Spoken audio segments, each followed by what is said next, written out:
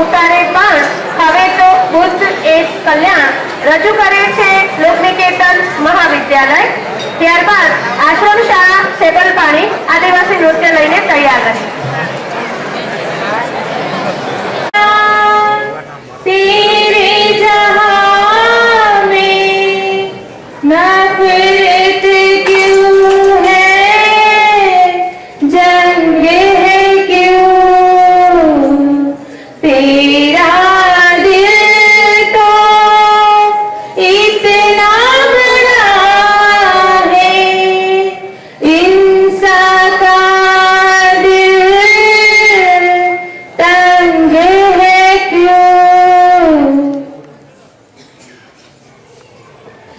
मैं समय हूँ, युगों से ब्रह्मांड के अनेक तारों ग्रहों में स्थिर होकर देख रहा हूँ। ब्रह्मांड के सभी ग्रह, तारे, नक्षत्र अपनी अपनी गति से चल रहे हैं, किंतु इस ब्रह्मांड की एकमात्र विशेष रचना है पृथ्वी। अनेक पीड़ा सहन कर रही है, अनेक पीड़ा सहन कर रही है। सत्य है इस समय यह भी सत्य है, मैं हूँ पीड़ित, दुख, पीड़ा, वेदना, अब तो जाऊं कहाँ, न विदित, मैं हूँ पीड़ित, मैं हूँ पीड़ित। किंतु पृथ्वी इतनी समृद्धि, इतने सारे पर्वत, नदियां, पशु पक्षियों के कलरव, झरने की सुंदरता ईश्वर ने सिर्फ आपको प्रदान की है। किंतु इन सभी वैभव के साथ साथ इस वैभव को कुचलने वाला मानव भी तो दिया है ना। मानव? हाँ देखो, हजारों लाखों वर्ष तपने के बाद गर्मी की उछलती उबलती लावारस ठंडी करके तो मैं शांत हुई। ऊंचे पर्वतों में कल पर दसते झरने, ऊंचे वृक्षों, वेलियां, पशु पक्षियों का कलरव और बस्ती के वैभव का मैं आनंद लूं, इससे पहले तो देखो।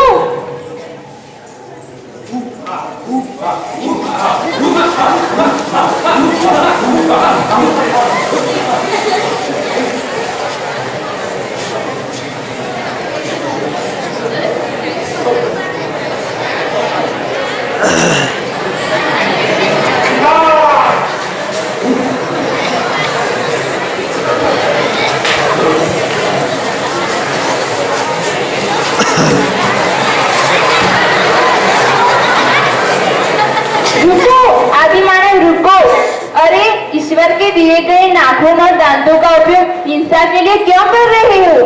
किस लिए हिंसा कर रहे हो? हिंसा करने से आपको कुछ भी नहीं मिलेगा। पृथ्वी की चीखें सदा से ही मौन है, बस मौन है, कौन सुनेगा व्यथा, मौन है, बस मौन है।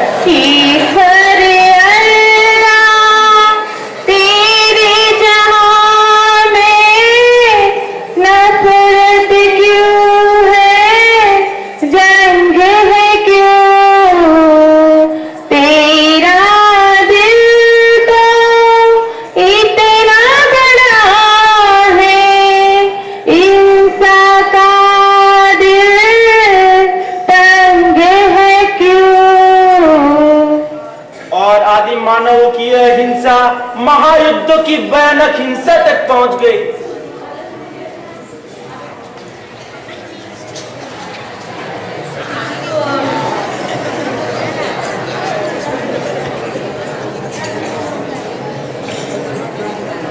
वाह यदुकुल के रणछोड़, वाह द्वारका से आप केवल हमें यही समझाने आए हैं कि युद्ध कितना भयानक होता है। युद्ध हमेशा भयानक होता है दुर्योधन, और यदि शांति से प्रश्न का निवारण हो तो हमें युद्ध से बचना चाहिए। तो मेरे पास के लिए क्या मार्ग है, क्या आज्ञा है कृष्ण?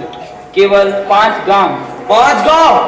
हाँ दुर्योधन, पांडवों के जीवन निर्वाह के लिए केवल 5 गांव की आवश्यकता है, जो आप दे सकते हैं। असंभव!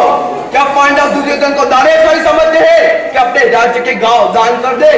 महायुद्ध से बचने के लिए केवल एक ही मार्ग है। केशव, क्या यह आपकी धमकी है? आप ये समझते हैं कि आपकी धमकी से हमारा वंश समाप्त हो जाएगा? तो ये आपकी भूल है।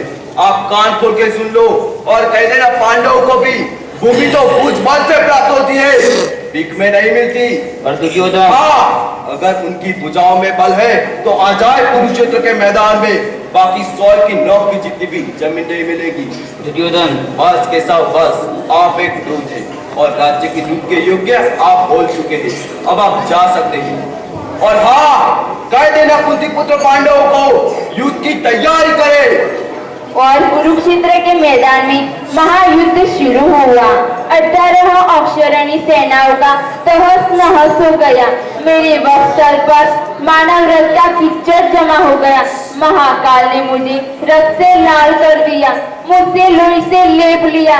देखो, मेरी तरह युद्ध के 19वें दिन तो माताएं रो रही है।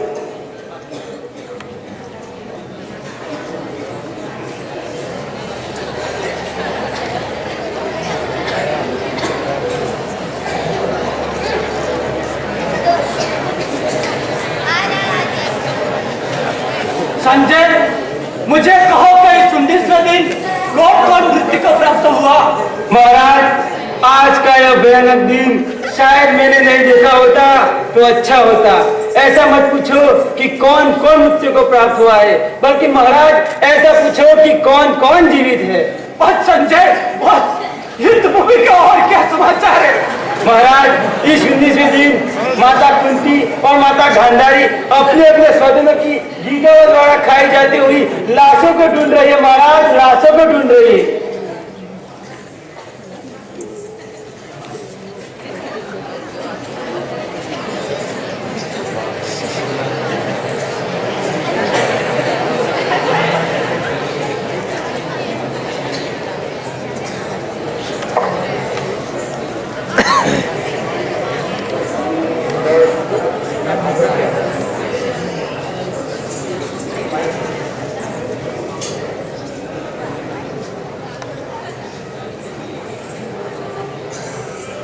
हे केशव, इस युद्ध में क्या मिला?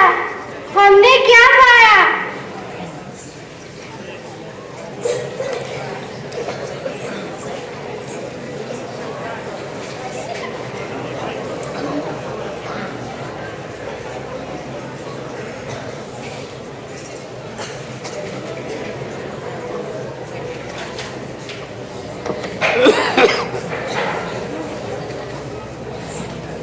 बेटा दुर्योधन, पुत्र देख, इस महाविनाशक युद्ध में कौन जीता?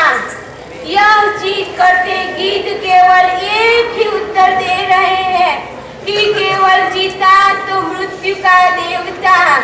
और मैं गांधारी 100 पुत्रों की माता होने पर केवल 18 दिन में ही मुझे बांझनी कर दी। हाँ, रो रही है दरा, क्या है व्यथा, यह कहती सुनो मेरी कथा। अनंतारों ग्रहों में अकेली फूली फली तो भी रोती रही, कैसी व्यथा, कैसी व्यथा। मुझे तो आनंद है कि परमेश्वर के उपकार से तो मैं फली फूली। ये हरियाली, ये पहाड़, ये सागर से सुंदर दिखती थी, किंतु यह हिंसक क्रूर मानव कहाँ से आया? देखो, कलिंग युद्ध की विभीषिका, मृत्यु का भयानक तांडव, ओह अपार युद्ध की लाशें, ओह